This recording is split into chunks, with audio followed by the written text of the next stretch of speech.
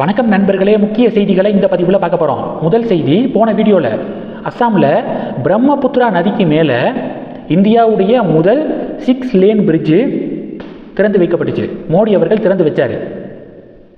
அந்த பிரிட்ஜை திறக்கிறதுக்கு முன்னாடி பயண நேரம் கவுஹாத்தியிலிருந்து நார்த்து கவுஹாத்திக்கு போக 45 நிமிடங்கள் ஆகுமா. ஆனால் அந்த பிரிட்ஜு திறக்கப்பட்ட பிறகு வெறும் 7 நிமிஷத்தில் கவுஹாத்தியிலிருந்து நார்த்து கவுஹாத்திக்கு போக முடியும் அப்படின்னு ரிப்போர்ட்ஸை பார்க்குறோம். 3000 கோடி ரூபாய் மதிப்பீட்டில் பிரம்மபுத்திரா நதிக்கு மேலே அந்த பாலம் கட்டப்பட்டிருக்கு. இது நதிக்கு மேலே. நதிக்கு கீழே என்ன தெரியுமா?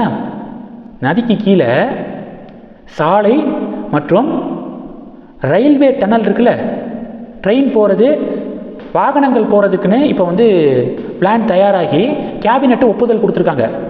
ட்வின் டியூப் ரோடு மற்றும் ரயில்வே டன்னல் பிரம்மபுத்திரா நதிக்கு கீழே இந்த ப்ராஜெக்ட் திட்டமெல்லாம் போடப்பட்டு இப்போ கேபினெட் ஒப்புதல் வழங்கியிருக்காங்க. 18,662 கோடி ரூபாய் மதிப்பீட்டில் இந்த ப்ராஜெக்ட் அமைய இருக்கு.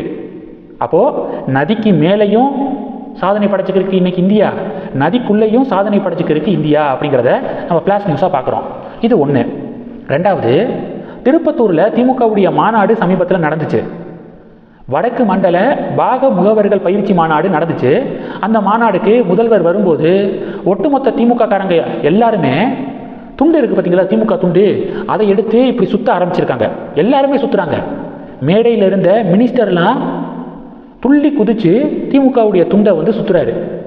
அதுக்கு பாட்டை போட்டு திமுக ஸ்டேட்டஸாக வச்சுக்கிருக்காங்க.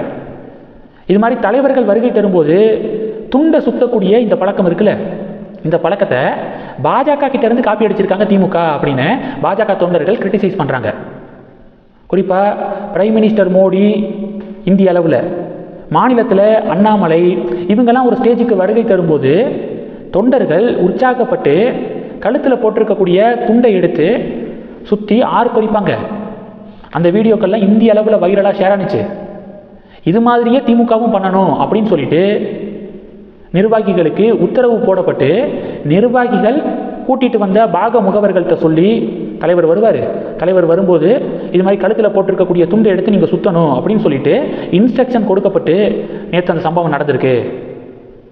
அண்ணாமலைக்கு கிடைத்த வரவேற்பை காப்பி அடித்து திமுக இப்படி பண்ணியிருக்காங்க அப்படின்னு சொல்லிட்டு பாஜக சொல்ல இது பரபரப்பை ஏற்படுத்தியிருக்கு. இது 2. மூணாவது, மூத்த பத்திரிகையாளர் மணி இருக்காருல்ல, அவர் மகளிர் உரிமை தொகையாக 5,000 ரூபாய் வரவு வைக்கப்பட்டுச்சுல, டெபாசிட் செய்யப்பட்டுச்சுல, அதுக்கு எதிர்ப்பு தெரிவிச்சிருக்காரு. மகளிர் உரிமை தொகைக்கு பத்திரிகையாளர் மணி எதிர்ப்பு தெரிவிக்கிறாரு. ஏன்னா மாதத்துக்கு 1000 ரூபாய். அப்போது ஒரு மாதத்துக்கு எவ்வளவு கார்டு? 1000 கோடி ரூபாய் வச்சுக்கோங்க, 1 கோடி கார்டு. அப்போது 1000 கோடி ரூபாய் செலவாகுது. 25-30 மாதங்கள் கொடுக்கப்பட்டிருக்கு. அப்போது 30 மாதங்கள்னா 30,000 கோடி ரூபாய். இந்த 30,000 கோடி ரூபாயில் எவ்வளோ ப்ராஜெக்ட்ஸை தமிழகத்துக்கு கொண்டு வந்திருக்க முடியும்? எவ்வளவு கேபிட்டல் எக்ஸ்பெண்டிச்சரை கொண்டு வந்திருக்க முடியும்? அதெல்லாம் விட்டுட்டு சும்மா பணம் கொடுக்கறதுனால என்ன பொருளாதாரம் வளரும், அது மக்களை சோம்பேறியாக்கும் அப்படின்னு மூத்த பத்திரிகையாளர் மணி சமீபத்தில் பேசியிருந்தார். இப்போ இந்த 5,000 ரூபாய் வரவு வைக்கப்பட்டிருக்குல்ல, இதுக்கு என்ன விமர்சனம் பண்ணியிருக்காருன்னா, ஆசிரியர்கள் போராட்டம், இடைநிலை ஆசிரியர்கள் போராட்டம், துப்புரவு பணியாளர்கள் போராட்டம், போக்குவரத்து ஊழியர்கள் போராட்டம், இது மாதிரி பல அரசு ஊழியர்கள் போராட்டம் நடத்துகிறாங்க. அவங்களுடைய கோரிக்கைகளை நிறைவேற்றுங்க அப்படின்னு சொன்னால் நிதி பற்றாக்குறையாக இருக்குது அப்படின்னு காரணம் சொல்லுது திமுக கவர்மெண்ட்டு. சென்னை யூனிவர்சிட்டியில் பல ஆண்டுகளாக ஓய்வு பெற்றவங்களுக்கு பென்ஷன் வழங்க முடியலை, ஓய்வு கால பலன்களை வழங்க முடியலை.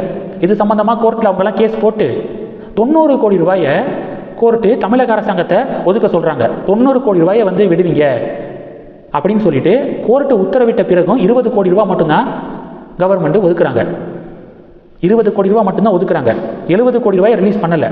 ஏன்னு கேட்டால் நிதி பற்றாக்குறையாக இருக்குது அப்படின்னு சொன்ன திமுக அரசாங்கம் இப்போ எப்படி கிட்டத்தட்ட 6,000 கோடி ரூபாய், ஒரு செகண்டில் 6,000 கோடி ரூபாய் மக்களுக்கு போயிருக்கு.